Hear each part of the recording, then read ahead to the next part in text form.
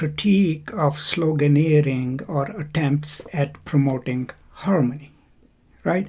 And we all see it as a neutral term or maybe as a neutral practice. But what he's saying is that when the dominant group and their affiliates talk about class harmony, right, what they're basically talking about is the status quo, right? Because harmony is not going to change the lives of those who sell their labor and those who purchase it.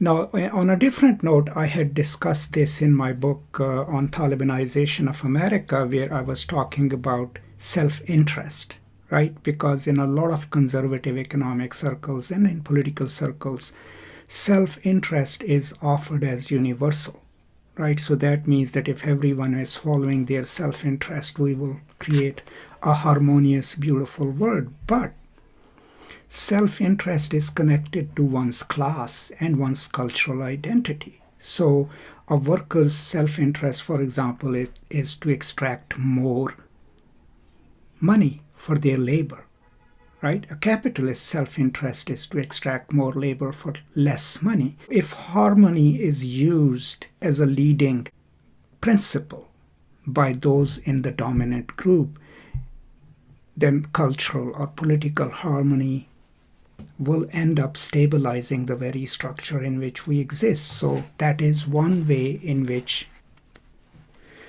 the oppressor group or the dominant group can still keep people divided. Because here is what happens if we buy into this idea that we should not disturb the peace, the status quo, then you can shave off people from amongst the people who are agitating for their rights in the name of harmony, right? And keep them fractured and not let them unite. So that's what he's offering as a critique of harmony. But throughout, there are terms that he's repeating here. False generosity. We have encountered this term in chapter 1, right? That these messages of harmony and peace are offered under false generosity, false charity, charity that doesn't change the world, but just has cosmetic effects. This is also done through people who attain leadership positions amongst the people, and then their interest gets connected with the power, right?